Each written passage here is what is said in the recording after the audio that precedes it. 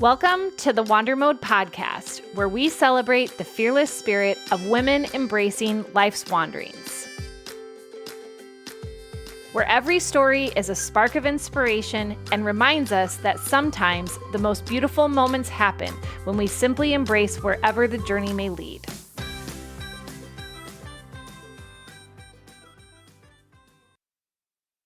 You know how in life you end up in these conversations that happen just at the exact right moment that you need to hear them? This conversation with Melissa Seideman was definitely that conversation for me.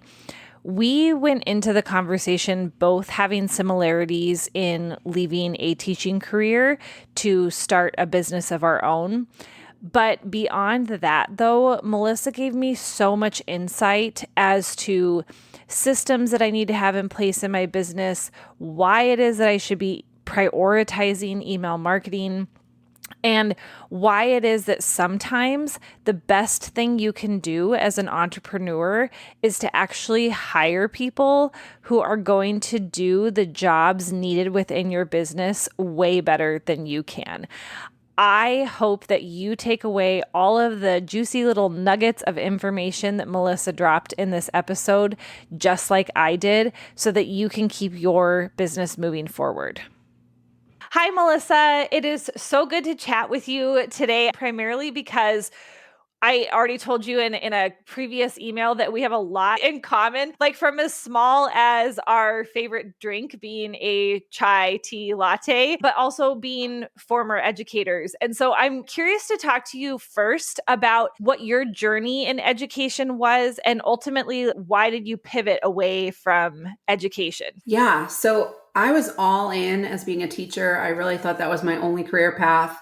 I was going to do it for the rest of my life. And I was very passionate about teaching, very passionate about being in the classroom. I have 3 advanced degrees in education, including an admin degree, a master's, and an undergrad. And I thought that's what I was going to do the rest of my life. And then COVID hit, and all of a sudden I was home and I was like, why am I doing this? I'm getting really burnt out. And then that kind of sparked this, let's start email marketing on the side. So I literally teach all day, put my kids to bed, and then I would work at night from 7 to 10, and then wake up at 5 the next morning to go teach a full schedule of history. I had 5 preps in the classroom. So if you're not familiar with being a teacher, 5 preps means I had 5 different classes to prepare for, grade for, prep for, all that fun stuff. And they were not similar. So it was just a lot of work. And then all of a sudden, that email marketing business started doing better than my teaching job. Like I started making more money than my teaching job. And I was like, why am I doing this? So I put in my resignation in May of 2022. My husband conveniently got a job across the country in June of that year. So I was already leaving the classroom to do this full time before he even got the job. So it worked out really well that now I do this full time now. I know I've had my own personal journey in leaving the classroom as well. And there have been parts where I've said, okay, I've walked away from this career that I thought I was going to be doing until I retired. And there are aspects of that that are great. And there are aspects that have been hard to leave behind. Often we talk about all this good stuff on the other side of leaving whatever career it is that we've left to go do this new thing. But are there any parts of you that it's like, oh, this is the piece that I miss, or that part was hard to give up? So I still miss being in a school environment, being around kids, working with kids, supporting them in a lot of different ways. So I found immediately that I got involved with the PTO. So now I'm the PTO president in my school. I'm actually running for school board next year because I still want to be involved in education, and I still feel that need to help the community in some way. So I'm involved in PTO. I joined a bunch of volunteer organizations, and I found switching careers nerve-wracking because I was like, am I making the right decision? And I set myself up for success. I'm a big supporter of believing like I knew it was time to go. I knew I was doing well enough that I could leave the classroom and change careers. So I feel like I had this net. I don't know if I could ever just pull the plug and just jump into a different career without that safety net, because I did feel like I had a really good support system. My husband was really supportive of what I wanted to do, but I'm still in the classroom volunteering. I'm a class parent in both of my kids' classes. I volunteer a ton at the school. I'm probably there every other day during a week normally. So I think that's helped a lot. It's funny that you bring that up because actually yesterday I was subbing at my prior school, and I've been doing a lot more subbing this year just to get myself out of the house and having a little bit more just face-to-face human connections versus always just existing in my home office. But I know that for me, it always comes a little bit with mixed emotions. Now, my daughter's 4, so I haven't been in the classroom yet from more of a parent volunteer role perspective. But I know for me with subbing, there's always this little part of me too where it's like, I'm back in the building, but then you feel very disconnected from the day to day there and these people that you had close relationships with. Oh, Yeah, and it's hard being home and working on your own business because you're often lack the human connection. I found that I joined a bunch of local networking groups. I joined the Chamber of Commerce. I got accepted to Goldman Sachs. I got accepted to the 10,000 Small Businesses program. So I will be going to trainings, and I found I just needed human connection. So one of my friends who does website support, we honestly have Zoom lunches. Every other week I have lunch Zoom date with her, and we just Zoom and eat lunch together on the computer. I need the connection. And I think that's what I was missing the most about leaving the teaching career to working remotely. Teaching is such a social profession, not just from the perspective that you're with a lot of kids every single day, but you also have staff members that you become incredibly close with, just that camaraderie through work. And I think too, it's a job that you're often very passionate about. And so it's just this shared passion that you all have in common. But yeah, I appreciate though that you're bringing up the hard side of choosing to go out on your own too, because I know that that was something that I think I grossly underestimated. It was this cheery picture in my mind of these 10 amazing things that I don't have right now. And then the reality can often look very different. I think often it's not necessarily shared how hard that can be and how isolating it can be and that emotional roller coaster. So take me back to when you left in May of 2022 and what the last 2 years have really been like, the good, the bad, the ugly. Yeah, and it's hard. I mean, working from home, you're constantly like, well, I could throw laundry in, and then all of a sudden, laundry becomes a couple hours that's taken away from work time. And I'm finding I'm working on like that work-life balance of saying, okay, I'm working right now or I'm not working right now, because working from home, you constantly could be working. People email you all the time. And I found that sometimes I'll work at night. So we had a snow day yesterday as a parent. So you got to pivot your schedule completely. I woke up before my kids did, so I could work for a couple hours before my husband went to work. So I worked from 7 a.m. to 10 a.m. And then I had 2 Zoom calls in the middle of the day. My kids are very good about when I'm working and not working. And I think that's helped. And then I worked a little bit at night. You got to just pivot your schedule with your family schedule. I use this little trick. It's a kind of cool hack, but I started my business when my one was 18 months old and 3-year-old. So when we were during COVID, so we're stuck at home.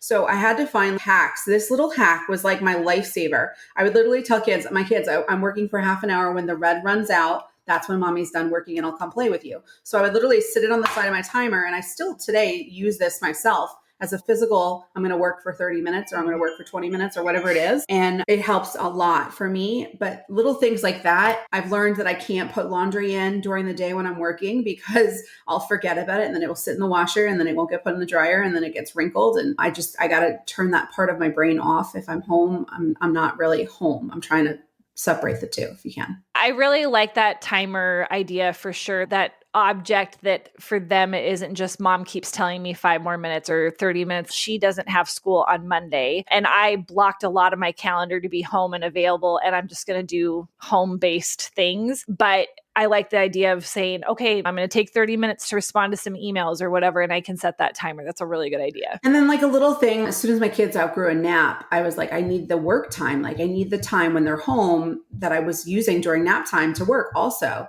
So I found that my mom suggested doing quiet time. It sounds really silly as a mom, but I would have them go to their room. They had special toys that they could only play with in their room. They have this exact same timer. And I started them when they were little that they would be in the room for 30 minutes. And then eventually it ended up being, now they still to this day do quiet time and they're 6 and 8.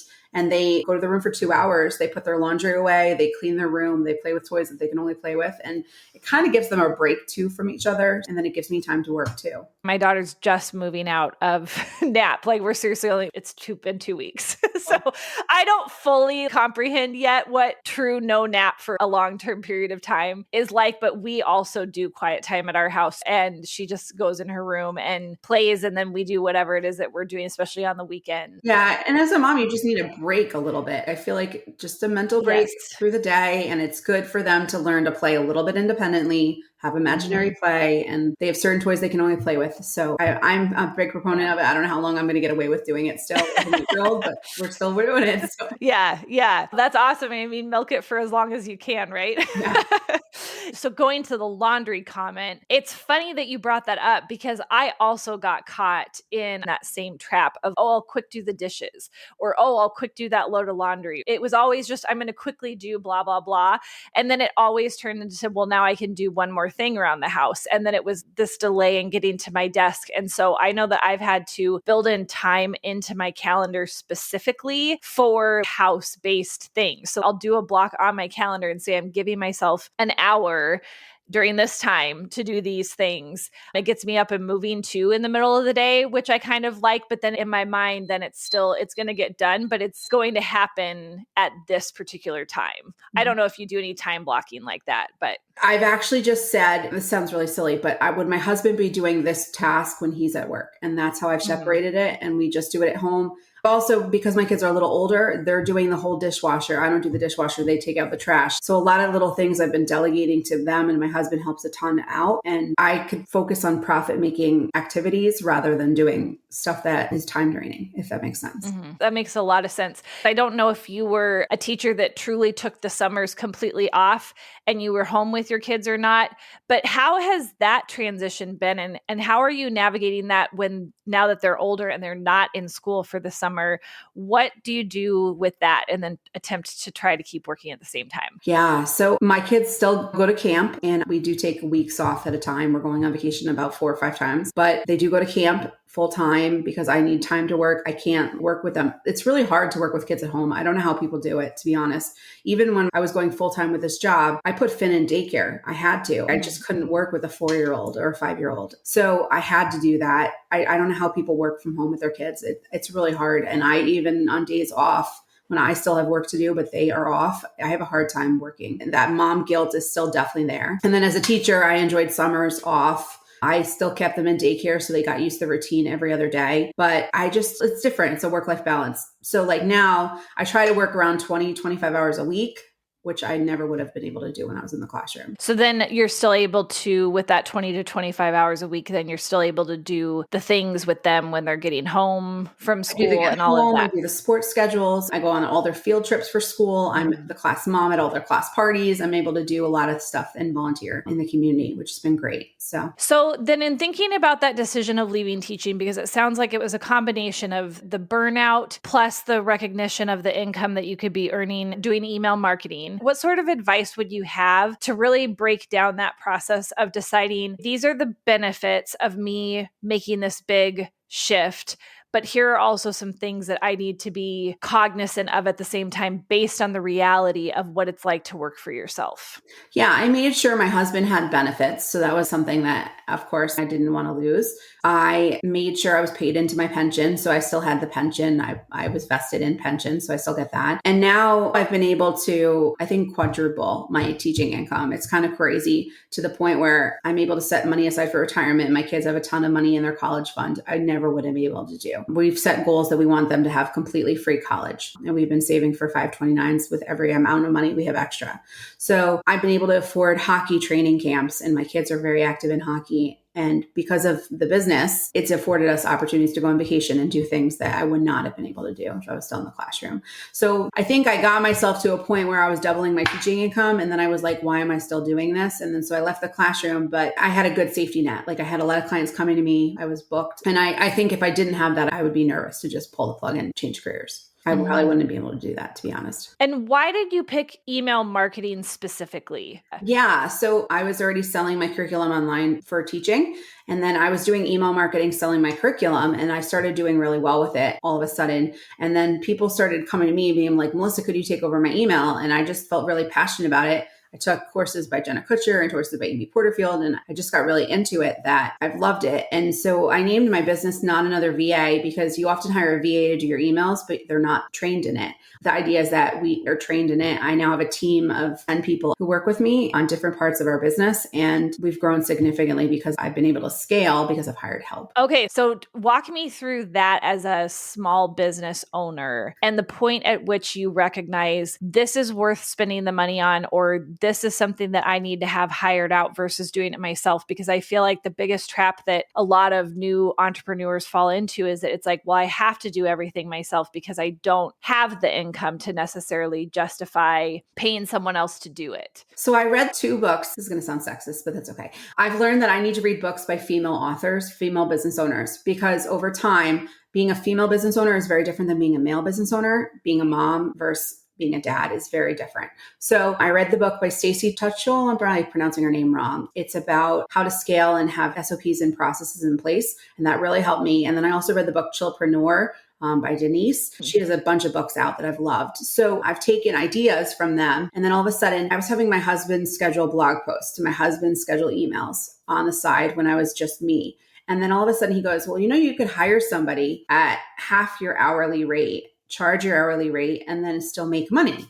And I was like, wow. And then all of a sudden it dawned on me, I could bring on more clients if I had someone doing the scheduling. So I hired someone to do scheduling. And then I hired someone to do blog writing. And then I hired someone to do my social media. And then I hired someone to do my Pinterest. And all of a sudden it's now become a full team. I have email writers on my team. And then all of a sudden I can now take more jobs on, more clients on, because we have a team that's trained by me and overseen by me. And I've been able to scale significantly because of that. And my life has become better because I've now stepped into that CEO role. I'm not doing the day-to-day stuff because often I was nervous to just say, here, take this job, take this role. And then what happens if they don't do a good job? But I've trained them.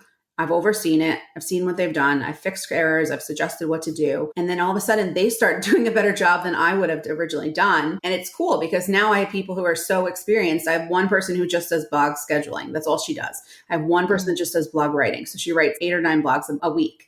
And then I have one that does the scheduling. I have someone who does flow desk scheduling, active campaign scheduling, Kajabi scheduling. And so they're specialized in their own skill. And they've gotten very good at that one task, better than probably I could do, honestly. And are these individuals that also have their own businesses and then they're just part of your team as one component of their income? Yeah. So they have their own businesses, their LLCs, some of them are just 1099 contractors. And I've hired them to work with me. Some of them are doing about 20 hours a week. Some of them are doing 10. Some of them are doing less than that.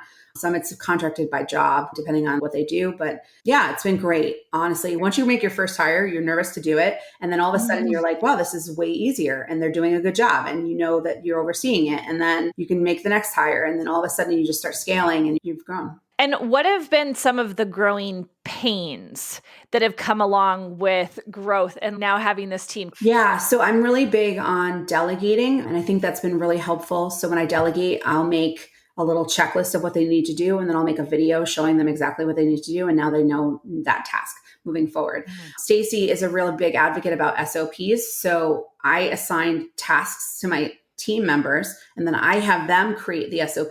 So if someone was to go on maternity leave or someone was to leave or switch jobs or whatever they want to do, I have now a process in place to replace them. So my head person, Lindsay, I kind of call her my online business manager. She does a bunch of things for me on the back end. She went on maternity leave for 3 months and I normally would have freaked out, but I had her months before her maternity leave create SOPs for every single task she did. So she outlined all the steps she does for every single task, like step 1, step 2, step 3, step 4. She recorded herself doing that task and then recorded the steps of doing it. So we had a Google Doc and a video to support it. And then I had 2 team members who were already on my team. One's a former teacher and one was a teacher who's on summer break, just fill in that role. And you didn't even notice. I didn't have any clients come to me and be like, something's different. Like they didn't know anything was different. It was amazing. And then Lindsay came back from maternity leave and felt rested and, well, I don't know how rested, but she came back from maternity leave after having a new baby and was ready to dive back in. And I was able to fill her shoes without any stress on my part.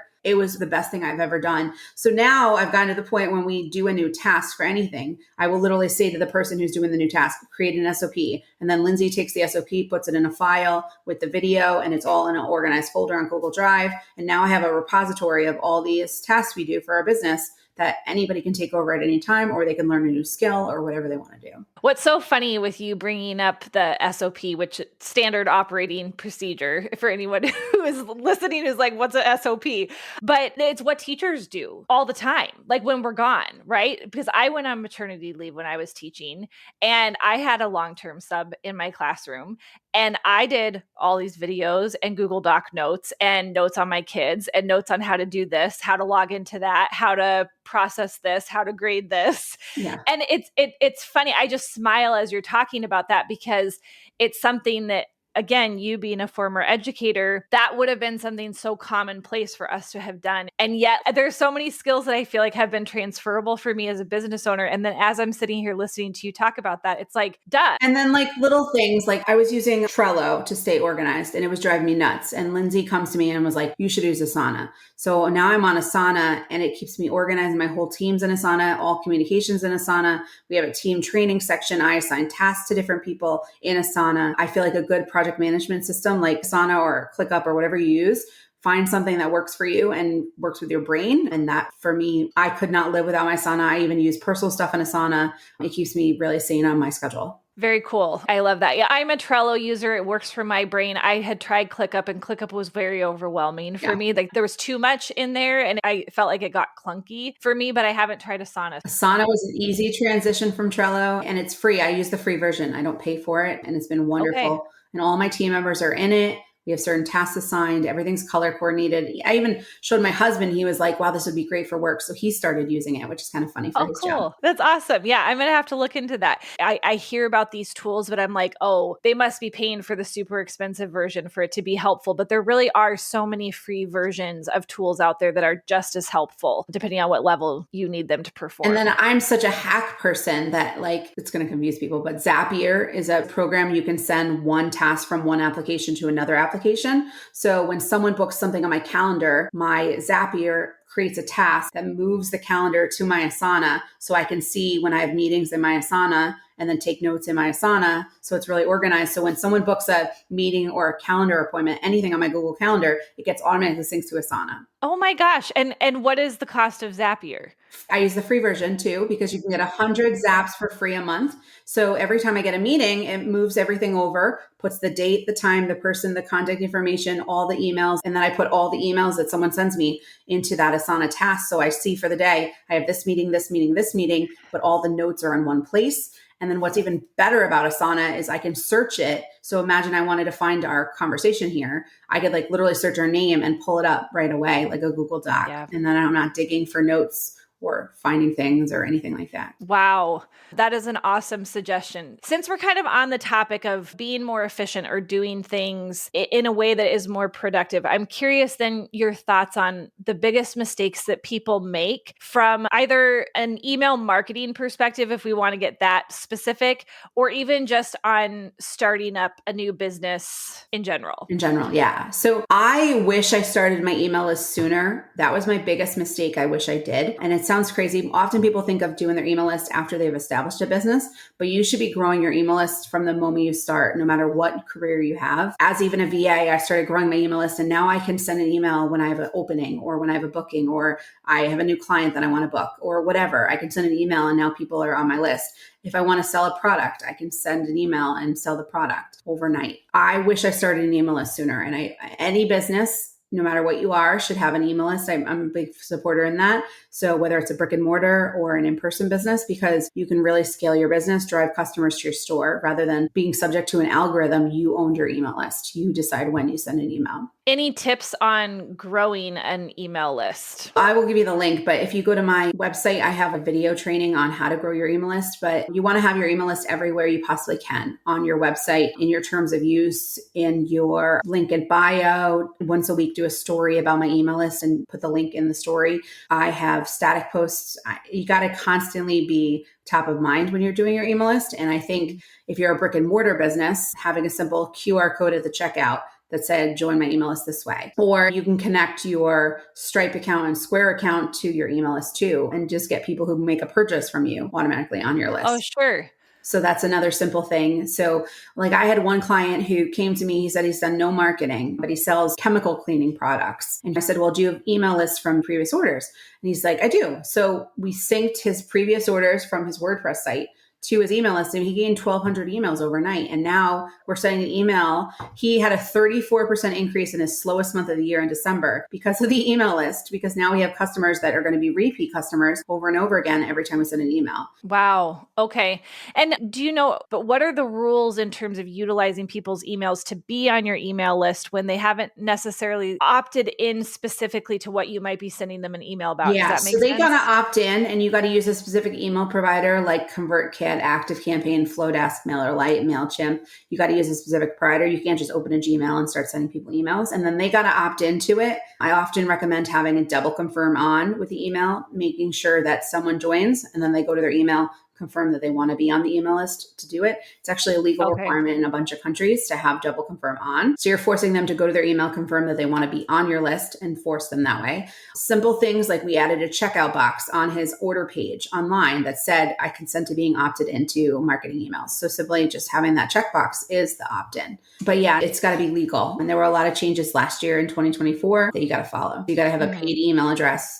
Also, it can't just be Melissa at noneotherva@gmail.com. It's got to be a paid email. So I know that you have talked a little bit about being a business owner with ADHD and navigating some of the challenges that comes along with that. So you want to talk a little bit about your journey with that and maybe some strategies that you have found that have allowed you to be a successful entrepreneur? Yeah. So I was always really organized as a teacher. I mean, teaching 5 preps, 160 kids, you have to be organized. So I think that helped a lot. I was diagnosed actually this past year in 2024. I think that just being a busy mom and realizing that I wasn't balancing everything right, and my brain felt like I was pulled in a million directions all the time. I felt like I had to get tested, and it was very conclusive that I had it. And I had a feeling I did. My son has ADHD, so I also saw him growing up with it. And I was like, I must have this too. And I think just staying organized, taking notes, having a project management system that works has helped a lot. Everything is in Asana. I take notes in Asana. When I think of something, often like at my bedside table, when I'm thinking of stuff at night, I'll add a new task in Asana and I'll think of it, write it down, and then I'm stopped. Then I get it out of my brain and I think of it the next morning. I used to have Post-it notes at my desk, and now it's replaced Post-it notes. I don't even use Post-it notes anymore because I use Asana. And then everything lives in Google Calendar. I found that to be really helpful. Some people like a paper planner, which is fine. You can do either one. But I think finding a system that works for your brain helps a lot. Have you had a lot of other individuals that either you've come across in your personal life or business life that you've been able to really connect with, or did you discover a lot of those strategies on your own? I was interested in being a VA. So I follow Sarah Wiles online, and she advocates, she has ADHD, and she advocates for like a life first business. It's trademarked with her. And the life first is that you live your life first, and then you have a business that supports that lifestyle. And I feel like I've learned a lot from her. I was in her membership and I grew a lot from that. Now, all of a sudden, I feel like I'm hearing more and more people come out on their platforms about them being diagnosed with ADHD. Do you think that it's a type of profession, like being an entrepreneur? I find a lot of entrepreneurs have it for sure. Yes. You just Okay. Because have I was. no, I know, because your brain is constantly moving. You're constantly thinking of ideas. I'm running into a lot of business owners that do have it. And it's surprising me how many it was. And I think it's interesting to think about like the average age of a boy to get diagnosed with ADHD, I think is like 7 or 8 years old. And then women are in their 30s because they realize they've learned all these ways to compensate, but they don't have the hyperactivity. They just have the distraction. And I think just as a business owner, you wear a lot of hats. And I think it lends itself to having ADHD. I go from this role to this role to this role to this role, and my brain is constantly trying to adapt. I think that's made me a better business owner for sure, because I'm constantly thinking of new ideas and getting creative with it. But then also getting those ideas down on paper is really important. So like I have team meetings with my team. This is my idea. Who wants to help me plan it? And like using your team to support your business too. Right. Like capitalizing on everybody's strengths rather than relying on your own and trying to overcome the ones that You don't are have. not strengths. Yeah, exactly. Yes. So before I ask who would be an ideal client for you to work with, I want to step back here really quick and talk about collaboration. Where have you found to be the most helpful spaces in terms of collaborating with other entrepreneurs or even finding potential clients? I was in the teacher author curriculum space, and I've been trying to branch out to now be small business owners. So I've found a lot of connections on Instagram. I found that to be a really great way to connect with new clients. People found a reel or found a story or followed me. And I was doing it on my own, not doing a great job of it. And then all of a sudden I met with a social media manager. We connected instantly. She's been really great. And now I'm getting 1 to 2 clients a month just from my Instagram account. So I found that helpful. This month, trying to branch out and do LinkedIn. So that's something I'm trying to do to grow. I've joined a couple networking groups on Facebook. I've joined Boss Moms. I think just getting on podcasts and reaching new audiences has helped too. I think being willing to put yourself out there on multiple platforms. And like you said, you're part of the Chamber of Commerce. I know that I recently have also been a lot better about trying to find local networking groups, like getting myself in person in front of other people too, because I felt like the first year I was just very remote. And not only has it been more beneficial for, I think, my mental health as a business owner to be out there and in front of people, but I think too, there's a little bit more of that like, know, and trust factor just because you're standing in front of somebody and they're seeing you from a personality perspective versus what may take you 10 times longer on social media to build that same like, know, and trust factor too. Yeah, I just got accepted to the Goldman Sachs program, and I'm very excited to actually meet with business owners every week to grow our businesses strategically. And I'm so used to doing it online. So it's going to be interesting now to do it face to face with a lot of different businesses. And I joined the chamber to try to get some local business, and it's slow go, but it's going to grow over time. A lot of these things that you got to learn that it takes time to grow. And that's a hard lesson. Sometimes you'll go through seasons of your business where you'll be really busy and really slow, and you got to just ride out the waves and it will come. And if you put in the effort, like I just booked a Pinterest person, and now I'm finally 4 months later starting to see Pinterest traffic coming to my website authentically from clicking a pin, getting to my blog. But it takes time. You got to just give it a few months and try it out. Do you have one recommendation that you would say for those slow seasons for new business owners, how to write it out? Sometimes there's a little panic of like, oh my gosh, I'm not making money. What do? Do you just pick up a small thing, like a small side gig? I actually didn't need to. So like I pivoted. We do done for you emails. So we write emails for clients. We schedule the emails for clients for small business owners. And then all of a sudden I realized that there were people who couldn't afford my services, but wanted to work with me. And I was like, well, what if I create a passive product? So all of a sudden 2 years ago, I set a goal of creating passive products. And now I'm making $75,000 a year in just passive products. People buying stuff on my website, tutorials or workshops or templates or whatever it is. And now all of a sudden I have a second market that I wasn't trying to do, but it worked out that people wanted something more affordable without hiring the cost of a done for you service. So that's something I did. I was planning on subbing if I couldn't make it, or if there was a slow month, finding some kind of gig on the side, I would definitely do. I set myself up for success where I was at a point where I didn't need to do both. Love it. Just before we end, then who would be a great person that would benefit from what you have to offer, and where can they find you? Yeah. So we help small businesses with email marketing, from startup jobs. If you want to just set up your email list and then run with it, I Zoom with people who have kind of established their email list, who just want a little bit of a support. And then we do fully done for you, where we write emails, automate, and schedule them for you. We do the full gamut of everything for email marketing. And we work with small businesses from organic skincare lines to a hockey organization to a chemical cleaning company. We work with a huge range of businesses, some brick and mortar and some in person and some virtual businesses. You can find me at Not Another VA. If you Google Not Another VA, it will come right up with everything that we have, whether it's Pinterest, my blog, my website, my email list, my Instagram, whatever it is. Well, thank you so much for the chat today. I loved it. And I will be sure to put links to those 2 books that you recommended as well. Thanks for having me. Thanks for wandering with me today. If you were inspired by this episode and think it would ignite a spark in a friend, don't hesitate to share. And if you're craving more from the Wander Mode community, hop on over to Instagram at WanderModeCo. Meet you in the next episode. And until then, wander on.